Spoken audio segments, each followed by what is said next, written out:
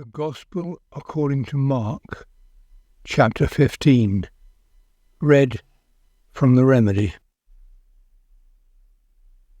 It was very early in the morning when the senior pastors, church leadership team, lawyers, and theology professors reached their decision. They had Jesus bound and taken to Pilate.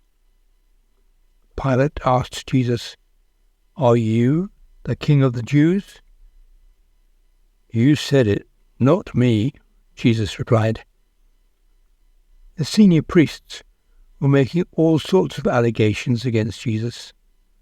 So Pilate asked him several times, "Aren't you going to defend yourself? Is there nothing you want to say in your own behalf? Don't you hear all they are accusing you of?"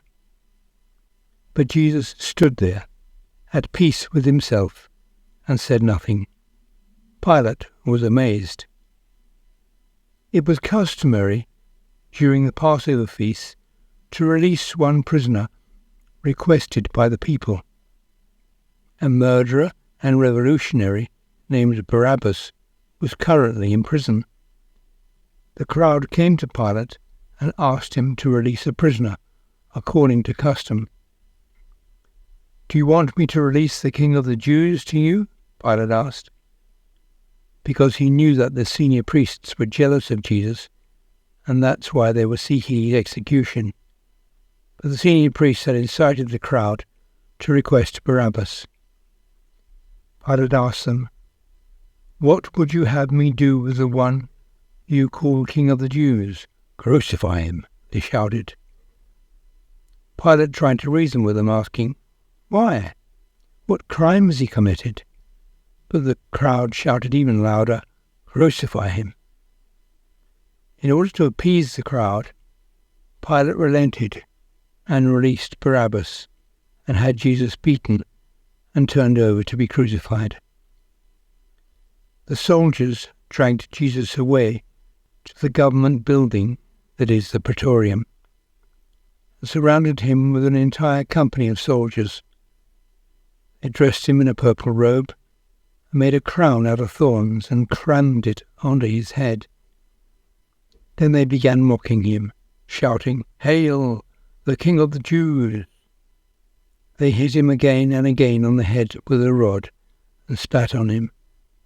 Then they feigned worship, falling on their knees before him. When they finished making fun of him, they took off the purple robe and put his own clothes back on him. Then they led him out to crucify him.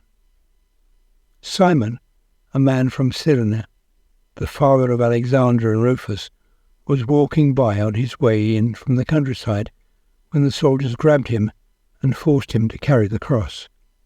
They marched Jesus to the place called Golgotha, which means the place that looks like a skull. They offered him an anesthetic made from wine mixed with myrrh, but he would not drink it.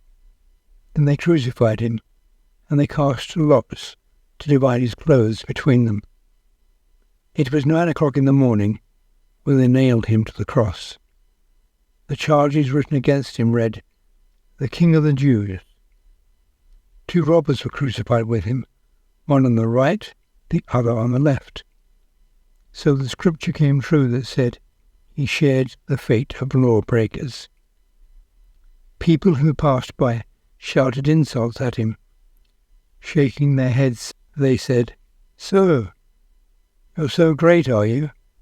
Are you going to destroy the temple now and rebuild it in 3 days? Come down off the cross and save yourself, and we will believe you." The senior pastors and theologians who teach a legal religion mocked him in the same way. "He saved others," they said, "but so sad.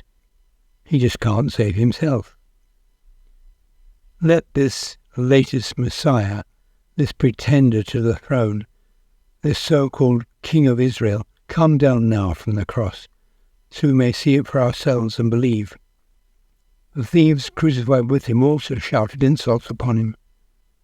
At noon, a thick darkness overshadowed the entire region, and it lasted until 3 o'clock in the afternoon. At 3:00, Jesus cried out in a loud voice, "Eloi, Eloi, lama sabachthani," which means, my God, why haven't you given me up and let me go?" Some of those standing nearby heard this and said, "He's calling for Elijah." One man soaked a sponge in vinegar, put it on a stick, and was extending it toward Jesus to drink.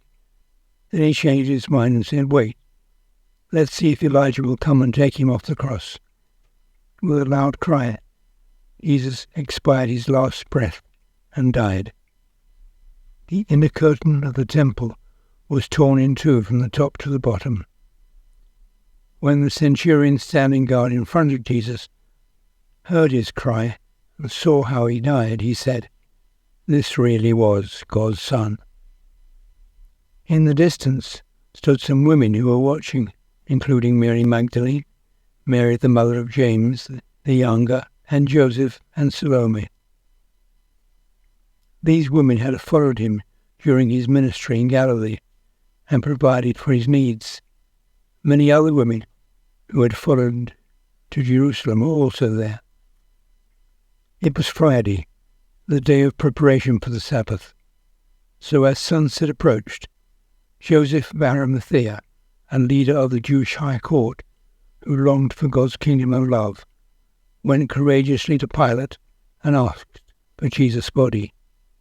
When Pilate heard that Jesus was already dead, he was surprised, so he summoned the centurion to inquire if Jesus had, in fact, died.